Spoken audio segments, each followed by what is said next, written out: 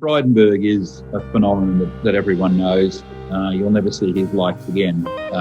He's a brilliant man academically. He's the hardest working politician I've ever come across, bar none. He is a fortune. Tony Abbott and Malcolm Turnbull were thought of as forces of nature. They got nothing compared to Frydenberg. This bloke works 24 hours a day. He's got a very clear mind. He sees things with great clarity. He's a person of enormous decency, and I'd be very surprised if he wasn't Prime Minister after Scott. Welcome to Frank Talk. Today my co-host is Michael Danby. Welcome, Michael. Thank you very much, Albert. Great to be back. And we are going to interview together Michael Kroger. Welcome, Michael. Thank you, Albert. Great to be here. So let me start by asking the two of you the first question. You've been old friends and on the opposite side of politics. When your friendship started, where was it? What were the circumstances? I'm fascinated by that. Can I say, Michael, our friendship started in the mid-70s when the National Student Union did a series of resolutions banning cheap travel to Israel, all kinds of extreme anti-Israel things. And we formed a national coalition from the moderate right of Labor through to the Liberal Party, ethnic students, Christian students, etc. And this coalition, I met Michael.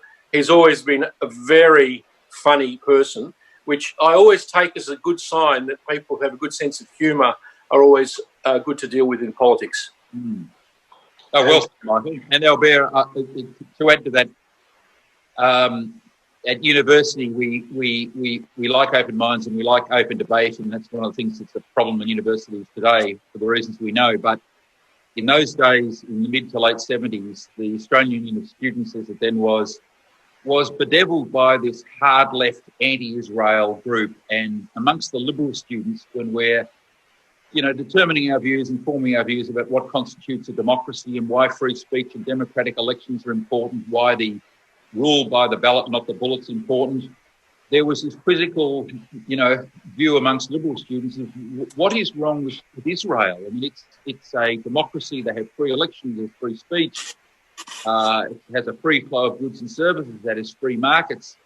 And it took a while, or actually it didn't take all that long, to realise that the Australian Union of Students leadership were basically part of this hard, extreme left, anti-Semitic, anti-Israel vortex of what they call an axis of evil, perhaps, Michael, in the olden days, of all these hard left fanatics. And the hatred towards Israel and its democratic processes and towards Jewish people really was a fault line, a dividing line between students. And as Michael said, on the one side were those supported Israel, America, the democratic countries, and on the other side was this horrible mixture of hard left fanatics, anarchist freak shows who opposed democracy, except the old Chinese students. As Michael will remember, there was a group of Chinese students who were pro-Mao, but they were anti the Soviet communists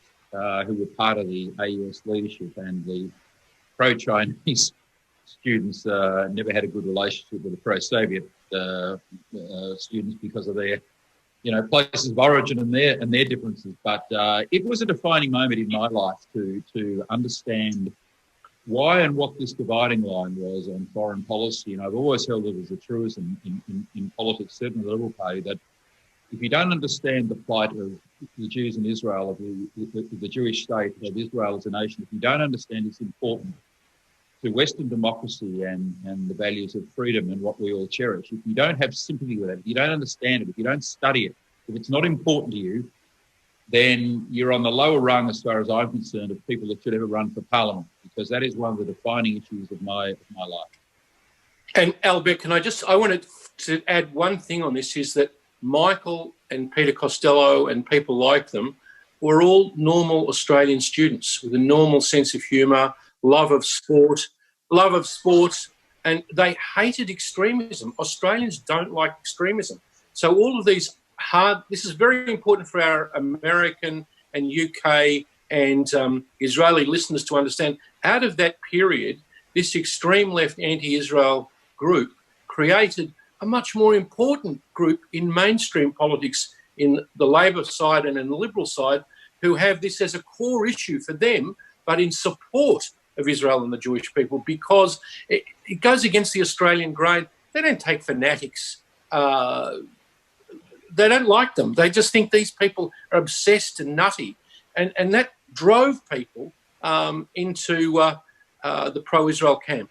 And certainly, Albert, from the liberal point of view, the hatred and extremism of the left, it certainly supercharged the interest in politics of a generation of people. And Gerard Henderson's written about this so well in the past, as many others have. You take people like Peter Costello, Erica Betts, Ian Campbell, Chris Ellison, Santo Santoro, there's Michael Yabsley, there's Simon Withers. There's a whole generation of people that went into state and federal politics because of their interest in politics reached one of its high points during the late 70s because of our I suppose alarmism at the hard left's attitude to Israel. And we all thought to ourselves, why? What is motivating these people? It wasn't a low-level interest in politics about freedom of information legislation or, where the sewage pipe should go.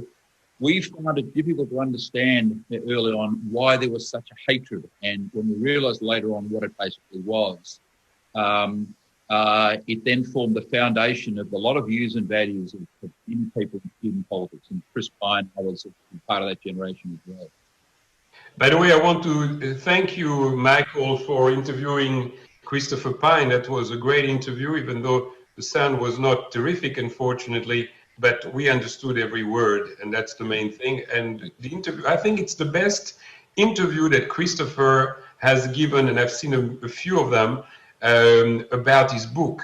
Don't you agree, Michael Danby? I do, and I actually think that Michael, with his insight into Christopher's mentality and history, has actually done a more interesting interview than any of the paid political journalists who are paid to do this kind of stuff, So it was very good. And you see inside that story, there's a long section at the end about their common struggle together over the Israel issue in Australia. So Israelis and Americans and Brits, please take notice that all of these people are a chevra, and that one of the key to understanding them is this struggle all in their university years on the issue of Israel. Yeah, and Michael, one of the real high points in politics in the last couple of years for me was the failure and collapse of the Jeremy Corbyn agenda. And so much of that, there were many reasons why Johnson won so convincingly. We know all those reasons. But I can't help feeling, and our British friends will know this, particularly those magnificent British Labor women who stood up against Corbyn, who should be decorated by the Queen, and Johnson should have recommended them for the highest honours. These women stood up against Corbyn, and you can't help but feeling that there was an undercurrent in British society of voters horrified, literally horrified by Jeremy Corbyn, and the thought that he would run Britain with that mindset against Israel, and it translated across the Pacific and the Atlantic to his poor cousin over there, Bernie Sanders, a poor man's Jeremy Corbyn if there was one. And the defeat of his candidature, even within the Democratic Party, and that's saying something. So this is an issue which sustains so many people and will until the issue of the Middle East is resolved, and it can only be resolved one way, which is, we know ultimately it'll be a two-state solution, but at the core of it is Israel's right to exist within safe and secure borders forever. So before we go into wider subjects, I'd like to focus just for a little bit on your life, Michael Kroger. What I'm interested, what was the journey from your student life in student politics to actually becoming a politician and becoming the president of the Liberal Party? So if you can take us through that journey, that would be good. Well, my father was a teacher. I didn't come from wealth or privilege or power. My father was a school teacher for 40 years. My mum used to buy and hold and renovate flats in the old days. So we sort of learned a bit about my brother and I. I've got one brother, no sisters.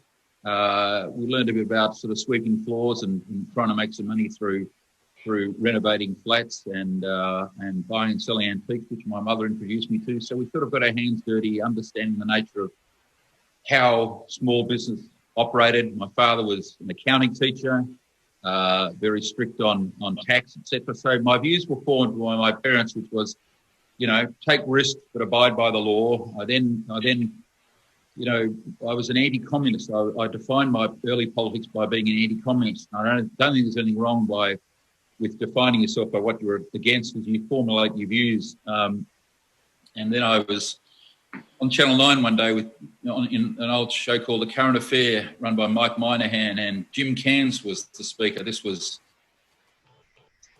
early 70s, and I got up and asked Cairns, why it was that he was demonstrating in the streets against the Vietnam War when the sons and daughters of Australian families were being killed in Vietnam, and didn't he think that was an appalling thing to be doing? So he said, no, it wasn't, and et cetera, et cetera. We know the rest of the story. So I felt early on in my life that I had a very strong feeling against the oppressive nature of communism and government control of people's lives, which then morphed into the mid-70s, as we talked about earlier, about the views about liberty and democracy and freedom, best evidenced by a country, sea of hostility as it was in those days. It was pre any of the settlements with Egypt. By the late 70s, my views had sort of become pretty firm, pro-small business, pro-America, pro-our traditional alliances, pro-freedom, anti-communism and socialism, and pro-Israel. And in the early to mid-80s, I became involved in industrial law. I started a law practice in 1983 and got involved in the Dollar Sweets case with Peter Costello and the late Alan Goldberg QC, where we helped a small business person against an extreme union run by an old bait noir of Michael Danby's, a man called Carlo Frisiero. And that was an important legal case defending the rights of small business people. And then in 1987, I was elected president of the party off the back of the fact that people knew I'd been president of the National Liberal Student Federation when I was at Monash and done the Dollar Sweets case, and we were pro-small business, pro-Israel, pro-America. And that went down well with Liberal Party members, and I was elected president in 87, and I served for 5 years and then took a back seat for quite a long time and ran my law practice and then a small investment bank, which I started, and then became president again in 2015 until I retired in 2018. Long stints, and here we are today at 63, and like Michael Danby, we've been through a lot of battles together. But Michael, are you really retired from the Liberal Party? Everyone still thinks you're president. Yeah, I know. Someone said to me the other day, what are you doing about Daniel Andrews? And I said, well, what do you want me to do? And they said, well, you're the president of this show. I said, no, I'm not. I retired years ago. So, look, it's because... See? It's because, I still do Sky News, and people still assume you have some role. I mean, people presume, Michael, you're still a member for Melbourne Port. So... They do. They come to me with immigration problems. I'm sure they do. So... but that's basically my journey through those important milestones in my life. So thank you for the shortcut, but I think the shortcut was too short, because during that time you had also a relationship with the Prime Minister, with Malcolm Fraser. So can you take us through that, please? Well, Albert, can I just paint a little picture? Malcolm Fraser was elected after Whitlam in 75, despite all of the predictions and the outrage, etc., including me, who was a student demonstrator for Whitlam. But he became very unpopular, particularly on the campuses. But you, a skinny teenager in a suit, was pictured with him standing under a tree, and I thought that was very gutsy. So let's go back to Albert's question, then I'll come and drill down on a bit later. So I'd been president of the Australian Liberal Students Federation in 1978 and president of the Monash Liberal Club before that, and I started to make my way in the Young Liberals, and I wanted to present a report to Malcolm about youth unemployment, and he agreed to be photographed with me in Treasury Gardens, and I was running for election in the Young Liberals, and he was very supportive of that. Anyway, I lost that election, but Malcolm and I became very good friends. I was a supporter of his. I liked his policies. I liked his strength. He was pro-America, pro-Israel. He was he'd slowed the rate of increase in government spending from Whitlam days, which some people said wasn't a great achievement, but I think it was, given the huge levels of increase in public expenditure which took place during the Whitlam government. But I got on very well with Malcolm. We became quite close for many years, and we had a very good relationship. I was one of his young supporters in the party. Years later, he went off the rails a bit, but for a long time there, we're quite close.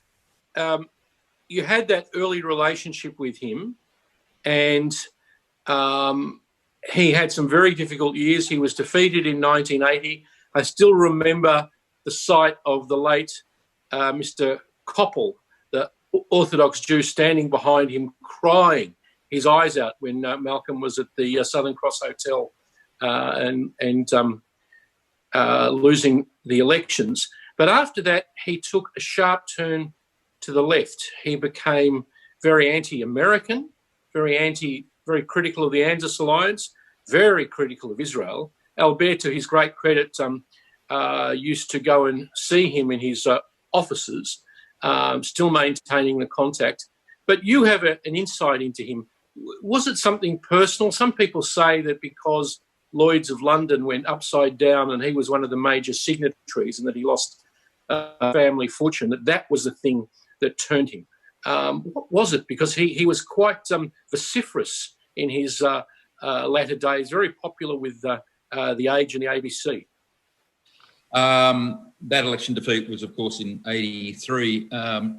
Look, and by the way, it's a funny thing on that night, Michael, at the Southern Cross Hotel, I remember Arnold Koppel being there. I was just standing 2 metres to Malcolm's right as he gave his resignation speech, and the quivering lip, which John Carroll, the La Trobe academic, famously described later on as a Roman resignation, and that it was. And on the Monday after the election defeat in 1983, the front page of the Australian had a photo of Malcolm. As soon as he walked off the stage, he saw me and we embraced. And the Australian newspaper said it was a photograph of Malcolm embracing his son, Mark. It wasn't, it was me. But anyway, look, this is a really, really important question and a difficult question, and everyone has a different theory. But I'm really in no doubt at all about what happened. And I think there are 2 things to it. I think in many ways, Malcolm always thought of himself as an outsider in politics for complex reasons. He was, an Oxford graduate who lived in the Western Districts. He never really felt comfortable as an insider. He didn't have a lot of friendships. He had Tony Street and a few others, but he was never hail fellow, well met. So I think he always felt a bit of an outsider. That's 10% of it. But I think the 90% of it, Michael, is that after November 11/75, Malcolm did crave legitimacy. He craved public appeal. He felt a burden on him for the rest of his life that he'd done something that was illegitimate. Now, everyone's got their own views on that, but his actions were validated in 75, 77 and 80. And of course, in 75 and 77, they were the biggest majorities in Australian electoral history since Federation. So his actions were validated. But I've got no doubt that Malcolm felt that he'd done something and he carried this burden and chip on his shoulder, which solidified him as an outsider, that he felt there was something illegitimate about what he'd done. And the debate raged, of course, the rest of his life over, you got to Kerr's death and the Whitlam books and, before Kerr's death, his book. And the debate about what he did and what he didn't do raged and still rages today with the Palace letters just a few weeks ago. So I think Malcolm was confirmed in his mind that he was not part of the political establishment, not part of the Australian political,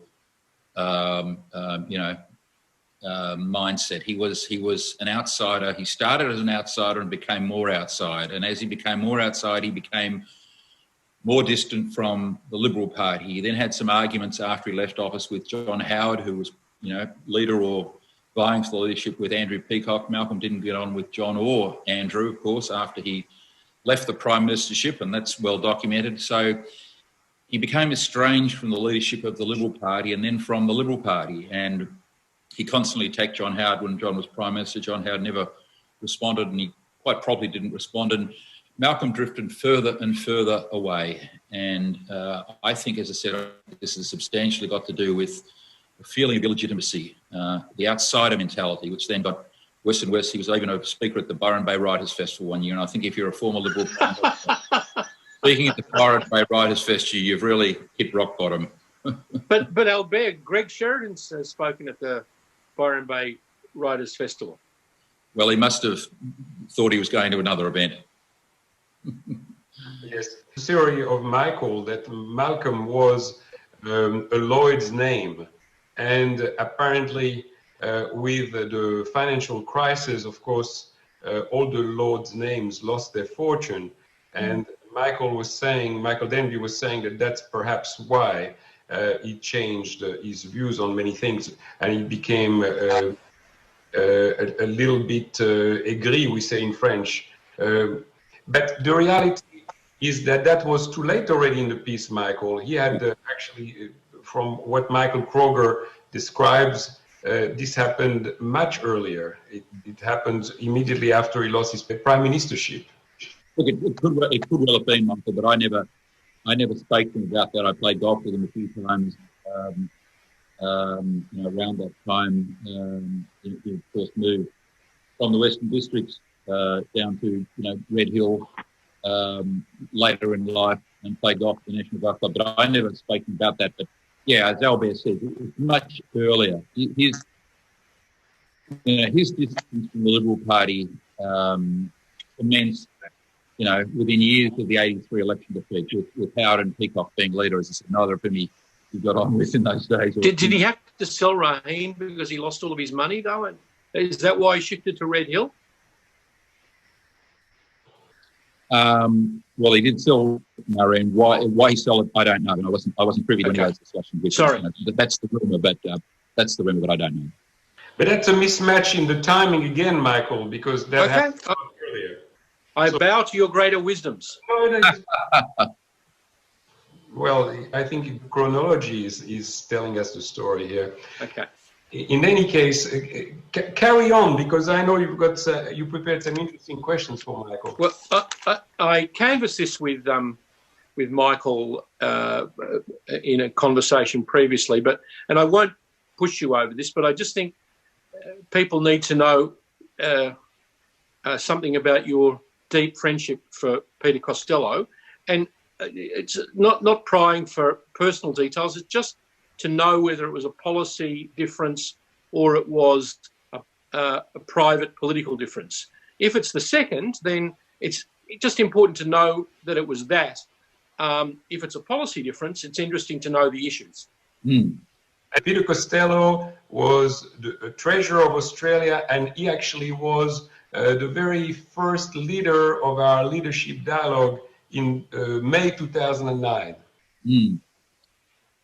So, we met in student politics about the time we met you, Michael, in the mid-'70s, not so long ago. Look, we had a great friendship for a long time, and the differences we had were over some personality issues, not over policy. But, as you know, mate, these things happen in political life. He had a great career in politics. He was a great student politician, a wonderful barrister, and he's had a fine career since politics. And these things happen in life. I mean, you don't wish them on yourselves or on people you've been friendly with, but political relationships are always changing. They're always changing. You know that. You start off with people that you end up being enemies with. You are enemies with people you end up being friendly with. This just is the cycle of politics. I've got people I've been friendly with all my political life, and And, vice versa. You start off not so well with people and you end up being close friends with them. So I've got some very close friends in the New South Wales Liberal Party who happen to be on the left of the New South Wales Party. I've had a lifelong friendship with people like Tony Abbott and others. And so it's just the nature of politics. And the world of politics is inculcated with famous relationships which have lasted forever and some which haven't lasted. And the thing about politics is relationships are always changing. They're always changing, and never be shocked. I know there's so many people that say, I was friendly with X and he turned his back on me, or she turned their back on her or him. You expect the unexpected. And in the Liberal Party, where you don't have the factional system, which is as regimented as within the ALP, and things are basically done on personal relationships and friendships, every leadership challenge, every pre-selection, every policy battle is another, opportunity for relationships to break down and for other relationships to be enhanced and cemented. So that's just the nature of politics and the political game. Albert, for our English friends, I was thinking of explaining the Kroger-Costello relationship as something like former Chancellor of the Exchequer George Osborne's relationship with Sir Eric Pickle, who I know is a particular, as president of the British Conservative Party, one of Albert's particular people who he looks up to, or we all look up to, a great friend of Israel, Australia and Western democracy. Yeah, well, that does happen. You're very right, Michael. I mean, I wear my heart on my sleeve with this one. I was on TV at 4:00 the day Julia Gillard was sacked, defending her, the last man standing. I got a text congratulating me from her press secretary. Basically, I said that if she beat him this time, then Rudd would have to go away forever. She lost, and basically since politics, I get a Christmas card with one line once a year. Tried calling her. These things change, you just have to accept it. Yeah. You look at the Hawke-Keating relationship, which is well documented. Close, grew apart, and then he ended up speaking at Hawke's funeral. So, if you're not prepared for that, if you think relationships stay the same forever, then you're in for a very nasty surprise. And politics probably isn't for you, because if you can't ride with the change in relationships, you're going to have a very unsettled, unhappy life, political life, and many sleepless nights. But Michael, you never thought about presenting yourself in Parliament, to become a minister, to aspire to ultimate power in Australia. May I ask you, is there something that you regret, or is there an opportunity that you missed, or was there simply a lack of ambition on that score, and you saw yourself perhaps someone helping the whole process? Well, Albert, of course, when you start in politics, you think about playing in the main game, as Michael did in the House of Representatives or the Senate, if you're interested in foreign policy, which I was and am. And then a lot of it's down to timing. So you came to 1990 when Roger Shipton was going to be ousted from the seat of Higgins. Peter was interested in running. I was president of the party at the time, and I stood aside to let him run, and that was a good decision, because I think he was probably better as an MP than I would ever have been. Just hold on 1 second. Just remember this, Albert. Peter Costello took out a sitting Liberal member of Parliament who was not regarded as effective, and that's the part of the brutality of politics that Michael is talking about. From the national interests of Australia and from the interests of the Liberal Party, it was the correct decision. Yeah. Remind me, who was the member in Higgins that he took over? A very nice guy called Roger Shipton. Very nice guy, Roger Shipton, who was an excellent local member, but he hadn't been a minister, wasn't likely to be a minister. And the branch members who'd been used to prime ministers in the seat of Higgins in Victoria, in Australia, we'd had Harold Holt and John Gorton as our local member, and they didn't want a backbencher. They wanted a leader, someone who was going to go, if not all the way, most of the way, and they decided that Peter was that person, and it was a very good decision. And then Albert in 94, I was thinking of running for, Andrew Peacock had approached me and said he was thinking of standing down in Kooyong, would I be interested in running? And I said yes. So this was 93. he changed his mind at the last minute because John Hewson wanted him to remain as the member for Kooyong. So he stayed the member for Kooyong to support Hewson in the 93 election, and Hewson lost that election. And so when Andrew Peacock was retiring then in 94, believe it or not, I couldn't run 18 months later from my earlier opportunity because I'd bought a software company with a whole lot of other people. I was the main investor. I'd mortgaged my house and put a lot of money into the software company, and the software company went south after we invested in it. So I was hocked to my financial eyeballs in 94 and couldn't get out of it. So I couldn't run because I couldn't leave all the other investors in the lurch. I was the lead investor, and I came good at the end. But 94, 95 was a very sticky financial position.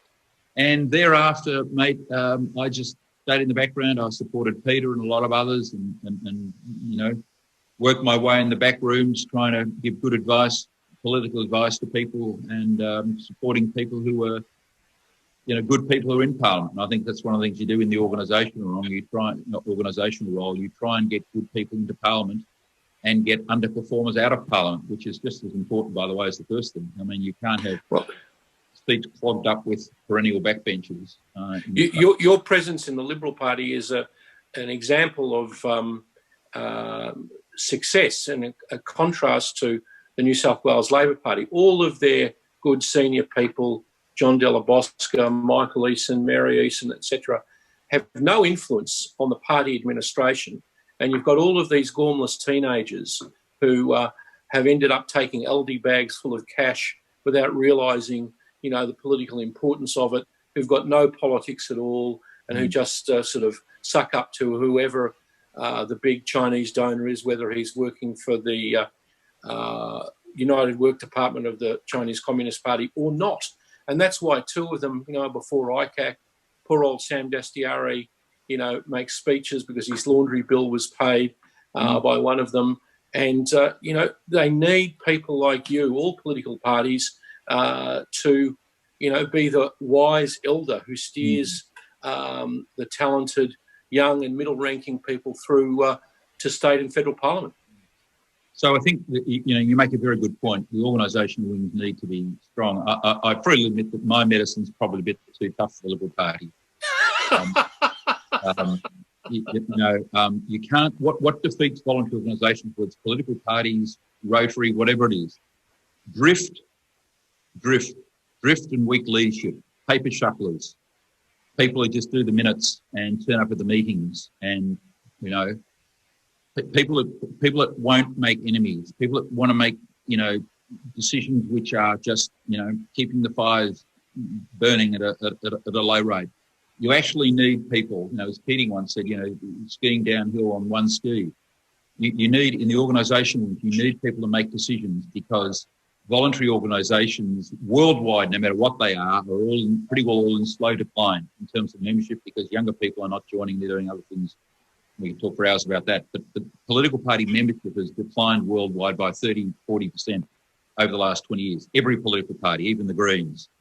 And certainly the Liberal Party has, the Labor Party has, all of the parties in the Western world essentially in decline because people are not joining. And, when you do run these organisations, you have to do something. I came back in 2015, and you remember, Michael, we had in our political party that the man running it, our full-time employee, stolen $1.5 million and no one noticed. And then I had to take on these characters who we asked to be trustees of our funds, and they issued shares and diluted our ownership and took the ownership from us, the Cormac Foundation. And then, I wanted to sell the Liberal Party's building because we were at the top of the market. So we got $37 million for a building which had been valued at $13 million 3 years before.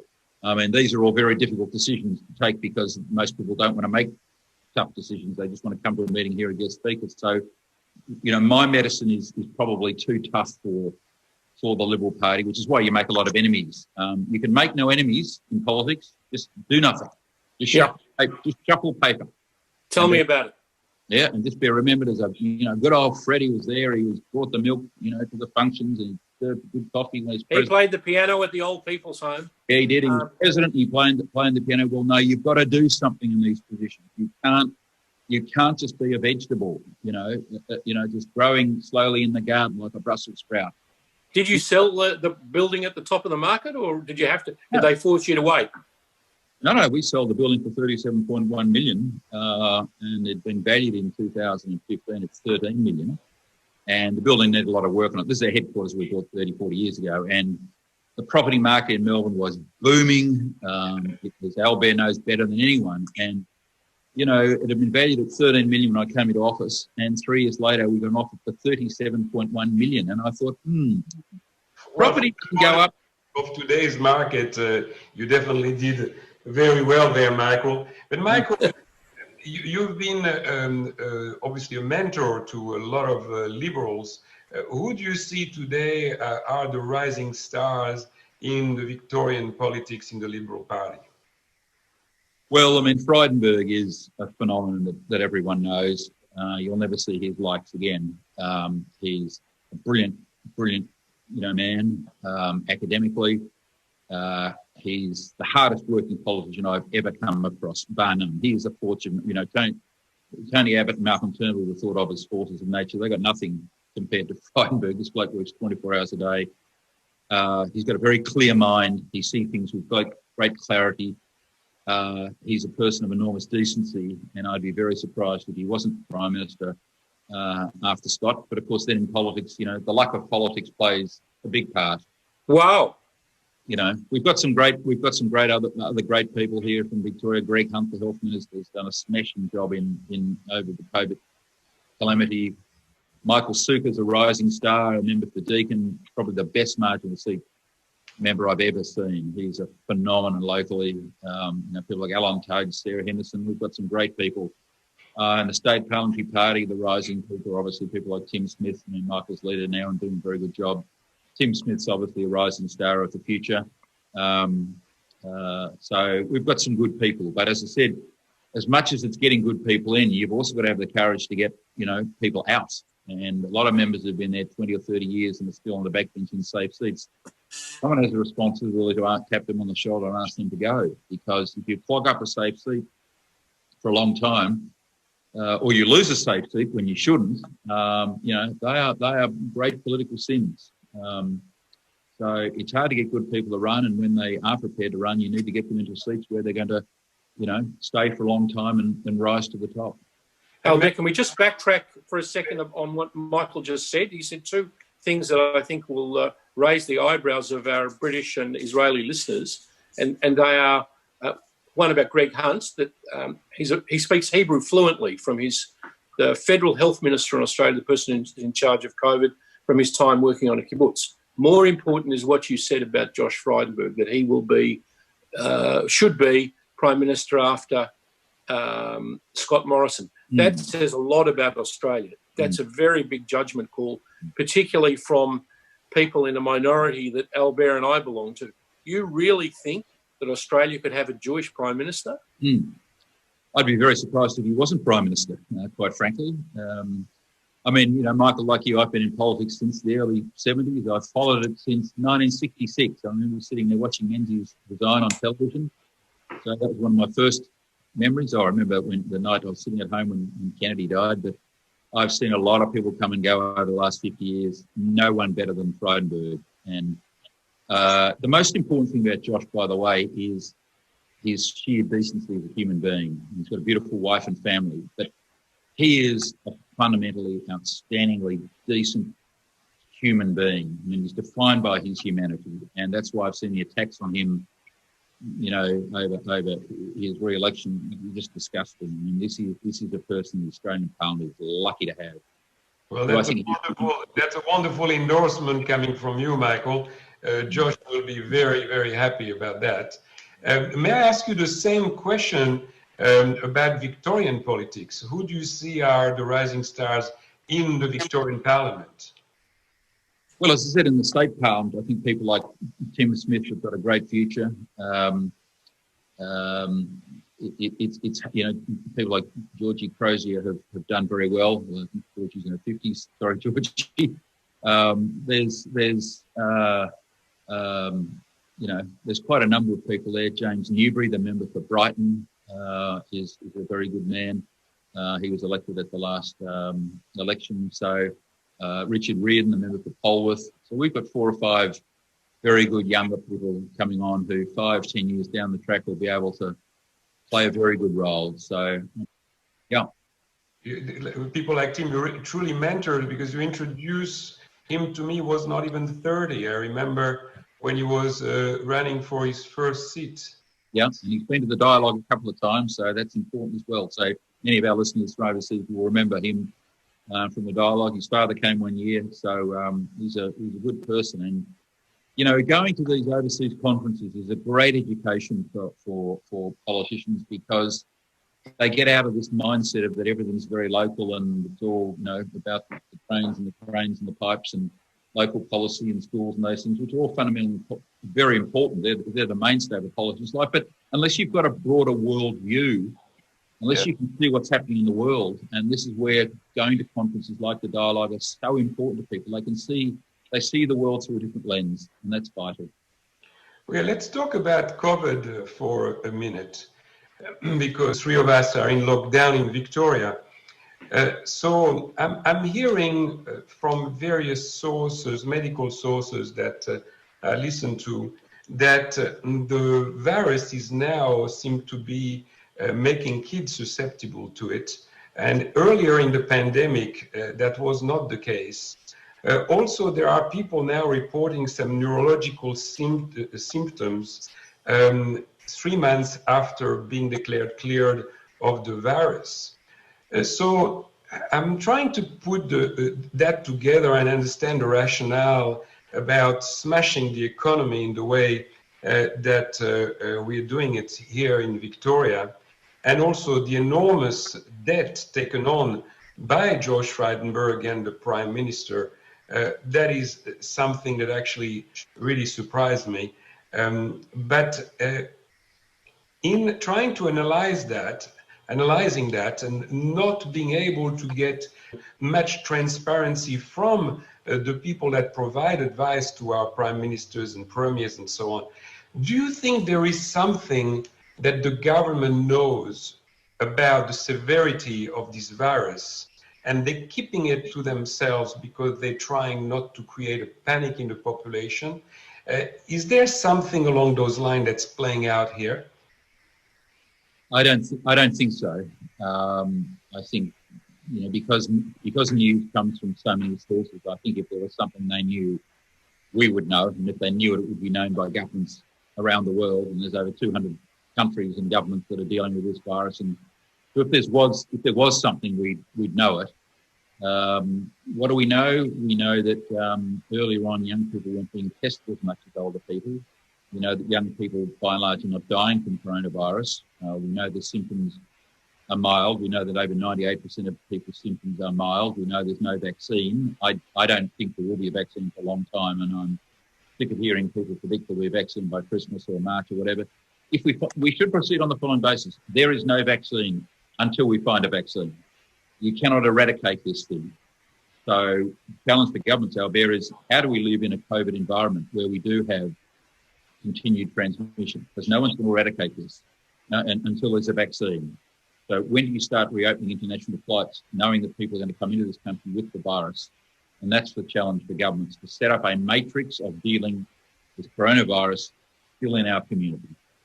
Well, surely we'd be better off living in New South Wales than in Victoria, with a suppressed rate of infection there. And it's even worse if what Albert says is increasingly being observed. I hope when they do resume international flights, and I know the 3 of us are looking forward to it very much, for no other reason than personal reasons, but that they put people in quarantine, that they take temperatures of people before they get on the plane, that they observe a much stricter regimen than they did with these people in hotel quarantine here in Victoria. Yeah, but Michael, you know, tonight, by the way, I'm interviewing an Israeli professor who's an epidemiologist, so that's going to be interesting. And you can join me if you want, by the way. But the things that you just said about taking the temperature, do you know how useless that is? It's completely useless. Because even if you have a bit of temperature, it proves nothing. You need to have all the other symptoms combined to actually, for it to mean. I'm sorry, Albert, if they've got a high temperature, I wouldn't let them on the plane. Well, but you know, Michael, by the time you've got those the symptoms, you already perhaps even passed the contagious stage. The problem with this thing is that you're contagious and you have no symptoms. That's the issue. If it was that simple that you could actually find out whether someone has a temperature like it is the case with the flu, that would be so simple. We would be back to normal in no time. In this instance, it's that it's undetectable. That's the real problem, Michael, and that's the threat to humanity and to our economy, I think. But let's, if you don't mind, let's go back to talking about Israel. For a long time, you know, I come from France, as you know, even though I was not born there, but I grew up there. I did all my scholarity there.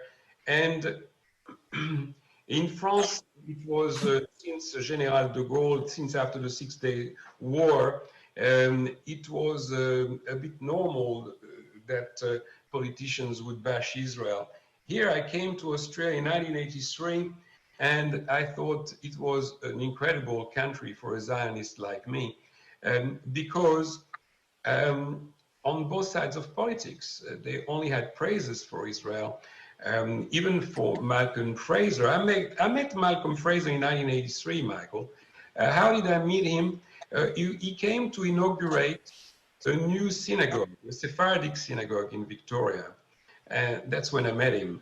And the speech that he made at that time in favor of Israel and freedom of religion and Judaism was totally refreshing for me. I never forgot that speech. That's why when Malcolm seemed to have taken a turn, I decided to go and see him and remind him of his speech.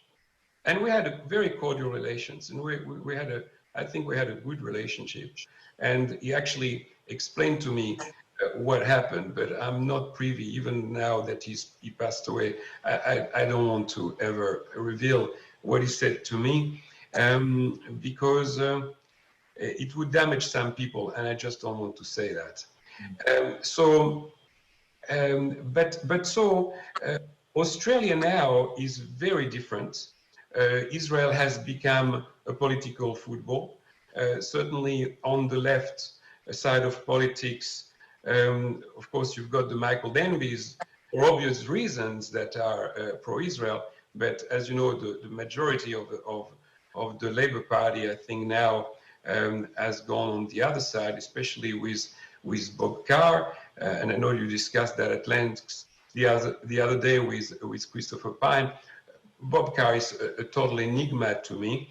But so today in the Liberal Party, you also hear some voices that are not quite pro-Israel, but by and large, the Liberal Party is the way it used to be.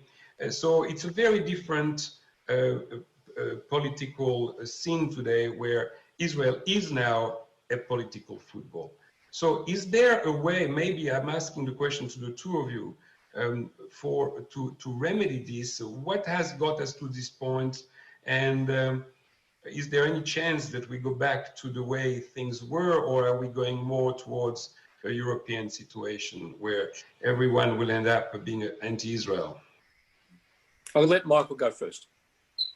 Well, Albert, it's a great question, and obviously we think about this a lot. As briefly as I can, I describe it as follows. I think the majority of the left aren't anti-Israel, they're anti-Jewish. This nonsense about, oh no, we're not against Jews, we're against the Israeli government. No, they're anti-Jewish. They don't like Jews for all sorts of reasons. And the second thing is, this needs to be called out.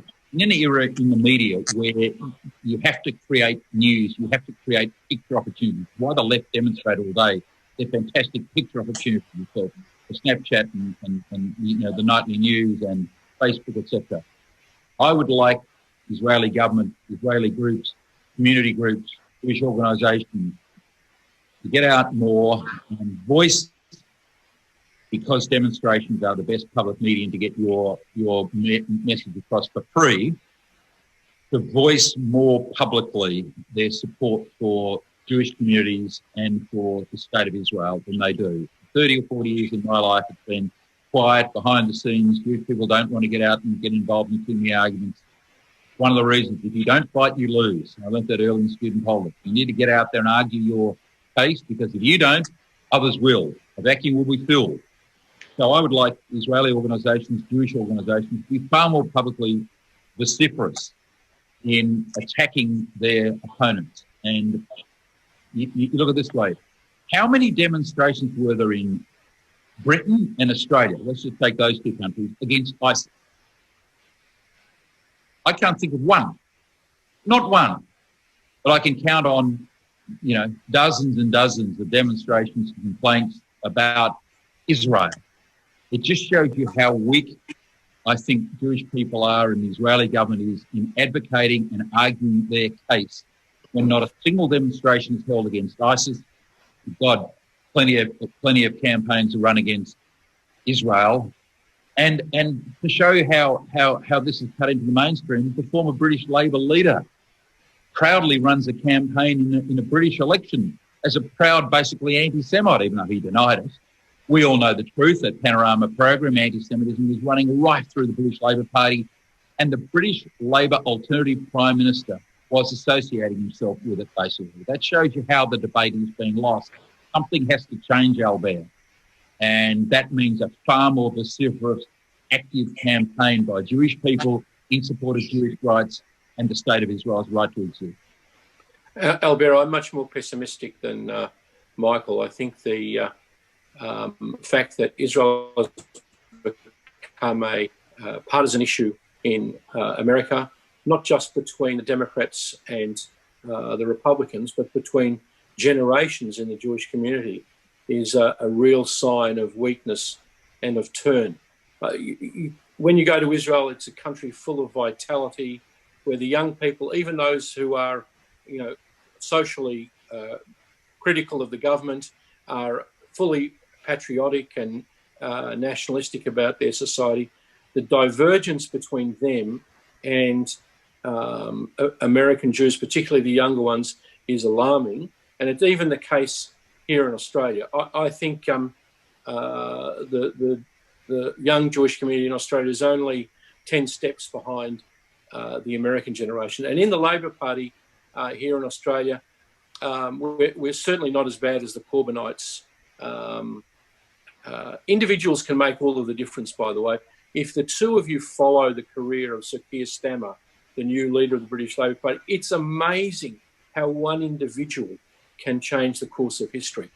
First thing, he went on the Shabbat after he was elected to apologise to the Jewish community personally. Right. Second of all, he and the party have paid compensation to all of those people who were working in the National Office who were subject to anti-Semitism from Corbyn and the thugs like Seamus Milne who worked around him. But here in Australia, there are great people here in Victoria, still Bill Shorten, still Richard Marles, the older leadership, younger people like Kimberley and Khalil and a new fellow called Dan Molino. But the problem is, in New South Wales, the right of the Labor Party has been bought and sold by the Chinese Communist Party. And you're not getting people with other foreign policy views come through those ranks. And what that means is at national conferences of the Labor Party, you can have the entire right united to support Israel, but if our traitorous New South Wales wing doesn't support us, we can't beat the left. And until that problem, which the ABC won't examine, of what's happening in the New South Wales Labor Party is fully and totally examined, not just for the Jewish community in Australia, but for Australia. These people are a danger to Australian society. So if you look at the history of it, short history, Sam Dastyari, Senator, had to resign because of pro-Beijing views. The two General Secretaries of New South Wales Labor, again, caught up in hearings of the Independent Commission Against Corruption because of pro-Beijing views. Sharket Musselman, the Deputy President in the Senate, investigated by ASIO raiding his offices to look at his papers to see whether he receives direct instructions or not. His defence is it's parliamentary privilege. I didn't receive direct instructions. That's not a defence. But I'm just saying to you, it's an atmosphere. And why Dan Andrews, because of some program on 60 Minutes, is able to take away all of the Labor Party's membership rights in Victoria, but those people in New South Wales are off scot-free. It's an example of the people in Ultimo and the ABC are blind. They cannot see what's right in front of them, and that is a branch of the Labor Party that is a danger not just to the opposition but to Australian society, particularly in its foreign policy views. And the pro-PLO and pro-Beijing views in New South Wales are very, very close together. So if I may switch now from Israel to the United States, interesting times in the States, especially with Joe Biden running as president. He seems to have totally lost it. Michael, in fact, question for the two of you again, Michaels with an S. Do you think that he stands a chance to be selected or confirmed at the DNC conference? I think, look, I don't know whether the conference will take place. I heard Michael say on Sky on Friday night that if he was Biden's minders, he wouldn't have the TV debates, even though he'd get terribly criticised for that. The danger of him actually appearing in a TV debate is so great that it would be better not to have them. Now, Mr. Kroger is no political dummy. That's actually a very acute observation. And the problem is that and anyone who reads my Facebook and knows my arguments with ULB knows I detest Trump, particularly his foreign policy. And I have a warning if he's re-elected, what he might do with Russia, China, and Israel. Would you have the Trump derangement syndrome? No, I don't have the Trump derangement syndrome because as an analytical person like Michael Kroger, I thought in February he would be re-elected because of the American economy. Okay, it's his handling of the pandemic with 200,000 dead by election day that will defeat him if he is defeated. But my problem is, as an analyst, as an Australian, I'm worried about Biden. Every time I see him, he seems more and more meshuggah, which is the Yiddish word for crazy, Michael. I mean, a man who asks a black American journalist whether he took cocaine before he started questioning him about whether he's had cognitive tests or not, that's not a normal way of responding. It's overcompensating, being over-aggressive because you can't answer calmly and reasonably the questions. So I wouldn't be surprised if Joe Biden is replaced before the election. That's what I would do if I was a really gutsy Democrat leader.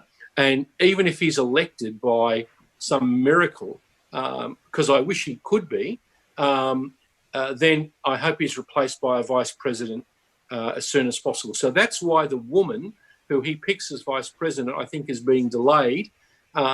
It's very, very important, whoever she is. And my outside tip, Condoleezza Rice. Condoleezza Rice? No. Sorry, no, not Condoleezza Rice, the African-American woman who worked for Obama. Obama, yeah. Susan Rice is, of course, the advisor, and Kamala Harris is the favourite. You're right. Yeah.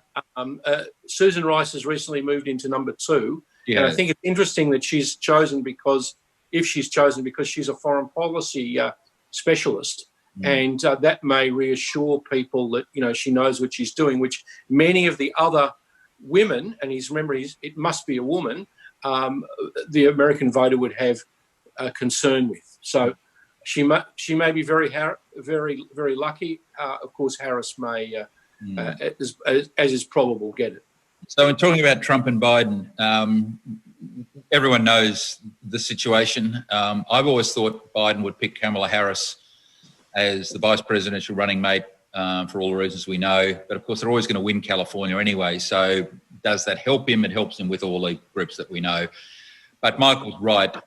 Biden is a significant worry. My biggest worry is if he becomes elected president, he's basically incapacitated in one way or another, and just ruled by his advisors, and the Democratic Party being effectively a party of the hard left now, that's a big worry. That's a very big worry. So will he get to the line? Boy, November's still a fair way away. He only needs to make a couple more blunders and people are going to start turning off him, and that's one of Trump's assets, which is why denying Biden oxygen in the debates is important for Biden. If, as I said on telly the other night, as you quoted Michael, if I were Biden's advisors, I wouldn't let him near Trump. Trump needs to just ask him a question like, who's the president of Spain, or not France or Germany or Britain, but a second tier European country, and he won't know the answer. That'll kill him. You could ask him any number of sort of, what's the state of that? What's the deficit, Joe? He won't know some of these questions, and the interviews he's been giving are shocking. I mean, they're just alarming. I mean, the colleague Graham Richardson said a couple of months ago on television here that basically he had early onset of Alzheimer's, and he just wasn't firing on all cylinders. And you see those clips of him, and it's sad. On the other hand, Trump has behaved. Trump should be a shoo-in to win, but his lack of political skills in this environment have just shown through, and the fact that he's percentage points behind Biden tells you how badly he's been travelling. I mean, to make the whole virus about him, I mean, basically the states run hospital policy in America, but he's managed to cop all the blame by saying and doing some incredibly stupid things during this whole pandemic. So if he loses, he's only got himself to blame. Regarding Donald Trump, have you noticed how he is not attacking Biden? He's saying nothing. He does not want to trip him over, because he definitely hopes that he will be the candidate. So if you were a director of the DNC, you would know that you'd replace Biden with anyone and you'd win this election. Yeah. That's what it seems like. Well, not with Bernie Sanders, or not with the Pocahontas either. I think that the two of them would lose against Trump. But in normal circumstances, you're absolutely right. The first debate, Albert, is on the 22nd of September, and then there's the last one is a couple of weeks before the election. 8 million people have already voted in the postal ballot system, which is the normal pattern. But because of coronavirus, there are going to be even more people who vote by mail because they're too scared to turn up to the polling booths. What they do is, when they get the piece of paper at the American Electoral Commission, they compare the signature to their signature on their driver's license or other documents that the American government have. So it's a laborious process. It's an election absolutely fraught with all kinds of difficulties. And remember, Americans have, Albert, this crazy system where every state and county has different methods of voting. Some people use pens, some people punch, some people have machines. I mean, there should be one standard system like there is in Australia or France, so that there isn't a way of questioning whether these different methods of voting are valid or not. Mm. Mm. So, Michael Kroger, in Victoria today, we have a stage 4 lockdown. Although here at my farm, I'm on stage 3. I'm lucky. I walk around the acreage with no mask. To me, it's not good, but it's better than what you guys are having in the city. But with Mr. Andrews, he has done some incredible blunders so far, but the latest one, verifying those people that are confined because they tested positive, but then there is no punishment for those who are going around spreading the virus. I mean, you would think that if there was a proper punishment or even a prevention like what they do in Singapore, they put an electronic bracelet that would alert the authority the moment you go out of your house. Not putting a system like that in place here in Victoria has resulted in smashing the whole system, the whole economy. Do you think it's too late for Andrews to just fix that? Because if he did fix that, we could all go back to normal life. But surely that would be a less severe stage restrictions than the one that we're experiencing now. Well, I don't think that'll happen in Victoria. I think even Victorians would think that was too extreme to have ankle bracelets on people.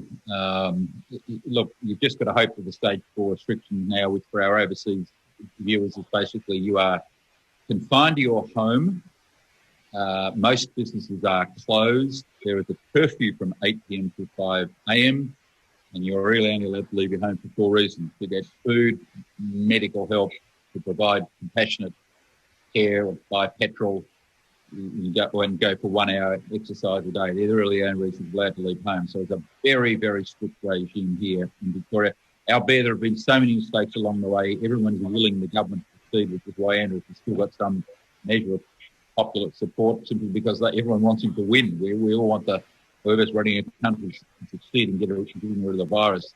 I don't know what you do after stage 4. We're in a lockdown now, the like of which we've never seen. There's a curfew in Melbourne, in Victoria, in Australia. There weren't even curfews in Australia during the war when we had some foreign visitors arriving on our shores. So, it's very bad here. The government's handled very badly, but I think we're about the most extreme lockdown Victorians would put up with. You're not allowed to practice your religion here. You're basically under house arrest. That's about as far as I think Victorians would go. If they went more with ankle bracelets, I think there'd be a riot here. But Michael, don't you think they could put people who the police find not abiding by this positive tests, that they're out and about, they could force them to go into quarantine in a hotel which they pay for themselves? That's not ankle bracelets, but I think these people should be punished by not just a fine, but I think Albert's right. I mean, the government has got to be ruthless about this, and the ruthlessness will save all of us economically and health-wise. Yeah, I mean, it's about being ruthless with a tiny minority that are disobeying the law and letting the rest of us to get on with our business, rather than taking us all hostages because there is a tiny minority that is not doing the right thing. Correct. Yeah, correct. Before we go, Albert, can I ask Michael? We're not going yet because okay, sorry. I have more questions for Michael, but you go first, Michael Danby. Well, I'm not on the corona, so if you want to keep going with the corona, do that, and I'll come back to something I'm going to ask Michael from left field. All right, how about we take your question as the last question? What I wanted to ask Michael is about the Australian Constitution. I know that Pauline Hanson was mounting a case in the High Court against the states for closing the borders, because one of the fundamental rights in the Constitution is to allow Australians to move around every state. There is no restriction in the Constitution, and there is nothing, I looked at it again on the weekend, there is nothing talking about states' ability of closing the borders. So I think, although I don't agree with Pauline in so many things, I would agree with her on that particular point. Then I heard that our government was going to also join her on that case. But then it fell off the radars, and I can't find any news on this. Do you have any updates? Yeah, well, the Western, if you're talking about the Clive Palmer case as well, the decision to close the borders was overwhelmingly popular in Western Australia, which you would expect, because they basically always wanted to secede from the rest of the Commonwealth. But so that didn't surprise that the Commonwealth withdrew. And I think you'll find, Albert, that there's already High Court authority to the effect that the states can take these dramatic actions where there are health or safety concerns. I think there have been decisions in that regard over the years. So if that action proceeds, then I doubt it'll succeed. So it is interesting, because that means the High Court does not take the letter of the Constitution to what it says. It adds meanings. It would be interesting for the High Court to give us a new text of the Constitution. This way we would all know what's going on. Because if you just take the Constitution to the letter, you scratch your head to find where they could find such restrictions or authorizations. Well, the joy of the law, Albert, that this gets back to the debate we've been having in this country for decades, which is, do you read something, literally in a black letter sense, the words mean what the words mean, or do you allow some, element of interpretation? And Murphy and Mason and many other High Court judges over the years have taken, a more sort of less black letter approach and interpreted the Constitution. And this is one of these debates we've been having for years about whether the words mean what they mean, or do they mean what the High Court judge can interpret them to mean. So, that's a debate that's been raging in this country for decades now. Albert, after the High Court challenges, though, I think we're all going to have a real problem with Queensland and West Australia getting very big heads, even South Australia. I think there is a drift towards state rights and state powers that will exist after this coronavirus, which is going to be a problem for Australia. And some people have remarked on how the federal government hasn't been as assertive as they thought it might have been. And I think that to some extent that's true, but I would be in favour of them asserting their power fully after the coronavirus is over. We mustn't let this drift to the Confederacy be established. Michael Kroger, do you think the Prime Minister fully realized when he announced on the 15th of March, I think it was the confinement, that he was actually transferring his powers to the states to actually deconfine? Did he fully realize that? Look, I think he probably did. He's been in constant contact with the premiers, and the decision in relation to what happens in the states constitutionally is a matter for the states. He's tried to keep the show together with the National Cabinet, as you know. But yeah, I think at all times he knew that the states were ultimately responsible for what happens. I mean, it's a very interesting dichotomy compared to what's happened here, compared to what's happening in America. I mean, in Australia, if there are deaths, if there are failures, the states are blamed for those, not the Commonwealth. But in America, Donald Trump has successfully made himself the issue, and now because of the large number of deaths in America and the very high death rate per million, which is one of the highest in the world, people blame him, which is why he's got this unique capacity to insert himself into everything. And again, in America, like here, basically decisions made about how to deal with COVID are made by the states. They have the power. That he's been able to have himself blamed for the failings of people like Cuomo, de Blasio, and other state governors. He, by inserting himself and making some rather foolish statements, has taken national blame for something which, in many cases, in a large number of cases, should be the blame taken by the state governments. Albert, can I ask my last question, please? Absolutely. Michael, your former wife was a senator. Helen. She was a great senator for the Liberal Party. She played a great role in the Australian Senate, working with people on both sides, but also advancing your interests very strongly. She got 2.8 quotas. A quota is 3 in the Australian Senate, but was defeated by an amalgam of nobodies led by someone who was famous for throwing kangaroo poo. And this was organised under a system we had where minority parties, if they excluded Liberal and Labor, would pass each other preferences. And there was a guy called the Preference Whisperer who organised this. When I was already still in Parliament, I said that it was a shame that Helen Kroger lost, and I would much prefer her to have won than this crank from the extremes whose contribution was very, very minor. Yeah. Is she have we changed the system? Would she now be back in any normal circumstances? And is the Australian Senate going to look forward to the possibility of her return?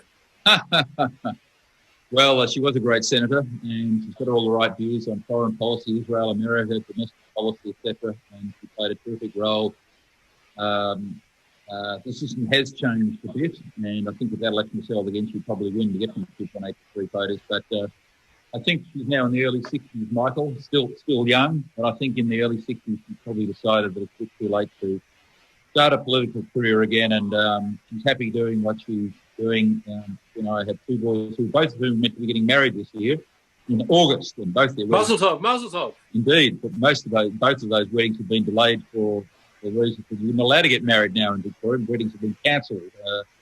No, I don't think she's going to be back, but she made a great contribution. I was very sorry for that. Very good. So, Michael Kroger, I want to thank you for doing this. I think it was great. Michael Danby, thank you also. Albert, just before I go, I want to show you a picture. This is my father, and it's his the 23rd yahrzeit, the anniversary of his passing. He would be 100 today. So, wow. So he came from Germany to Australia just on the eve of war when he was a 19-year-old boy looking like Clark Gable, very European, served in the Australian Army, and hence I'm here. But let's remember,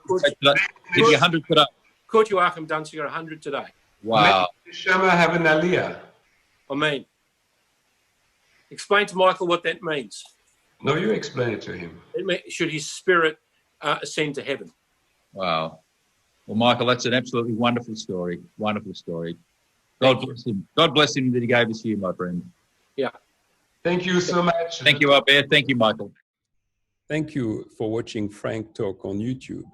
Please leave us a comment and don't forget to hit the subscribe button.